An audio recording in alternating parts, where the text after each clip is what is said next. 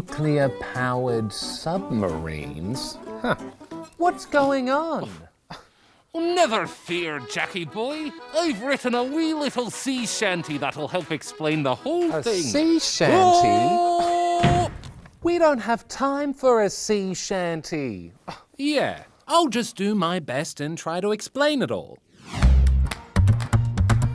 Last week, our Prime Minister, Anthony Albanese, announced a big multi-billion-dollar program to acquire and build nuclear-powered subs.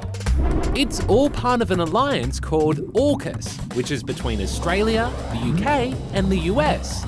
Oh, AUKUS. Now I get it. Part of the agreement involves Australia buying 3 nuclear-powered subs from the US, as well as develop and build a new hybrid submarine, aptly titled the SSN AUKUS, which will combine a British submarine design with American nuclear technology. The ultimate goal isn't just selling subs to Australia, it's developing something new together. One of the most advanced nuclear-powered subs the world has ever known. Mr. Albanese says the deal is all about strengthening Australia's military, as well as boosting defence operations in the Indo-Pacific region, where there have been concerns about China's growing military presence.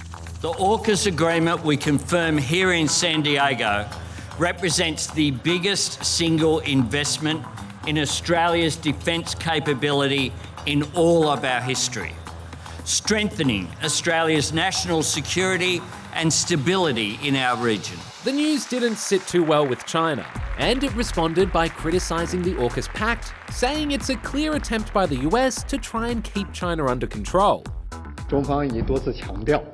China has repeatedly stressed that the AUKUS Pact and the 3 countries' efforts to advance cooperation on nuclear submarines and other cutting-edge military technology is typical Cold War mentality. It will only spur an arms race and undermine the international non-proliferation regime and harm regional peace and stability.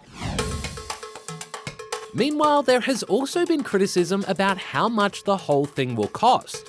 Australia is expected to fork out a whopping $368 billion, which the government has defended, saying that a large chunk of that bill will go towards creating more than 20,000 jobs for Aussies. Engineers, scientists, technicians, submariners, administrators and tradespeople.